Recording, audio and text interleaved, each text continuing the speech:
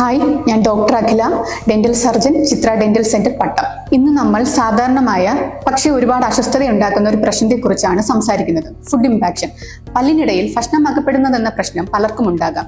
ഇത് അസ്വസ്ഥതയും ചിലപ്പോൾ വേദനയും വരെ ഉണ്ടാക്കാറുണ്ട്. അതിൽ പ്രധാനമായവ പല്ലുകൾക്കിടയിൽ ഉണ്ടാകുന്ന കേട്, നിരതെറ്റിയ പല്ലുകൾ, മോണ ഇറക്കം പോലുള്ള മോണരോഗങ്ങൾ, പല്ലുകൾ നോർമലിൽ നിന്നും പല്ലുകളുടെ ഷേപ്പിൽ ഉണ്ടാകുന്ന വ്യത്യാസങ്ങൾ. ഇനി നമുക്കിത് എങ്ങനെയൊക്കെ തടയാം, അല്ലെങ്കിൽ ഇങ്ങനെ ഒരു അവസ്ഥ ഉണ്ടായാൽ എന്തൊക്കെ ചെയ്യാമെന്ന് നമുക്ക് നോക്കാം.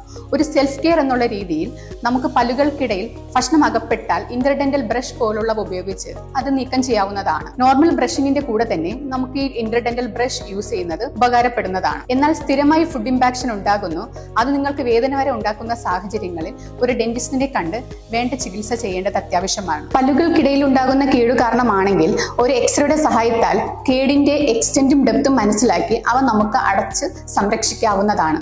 ചില സാഹചര്യങ്ങൾ ഈ കേട് ഒരുപാട് ആഴത്തിലാണെങ്കിൽ റൂട്ട് കനാൽ ട്രീറ്റ്മെന്റ് വരെ ചെന്നെത്താവുന്ന അവസ്ഥകൾ ഉണ്ടാകാറുണ്ട്. നിരതെറ്റിയ പല്ലുകളാണ് കാരണമെങ്കിൽ അവ നമുക്ക് ഫിക്സ്ഡ് ഓർത്തോഡോണ്ടിക് ട്രീറ്റ്മെന്റ് വഴി അലൈൻ ചെയ്യാവുന്നതാണ്.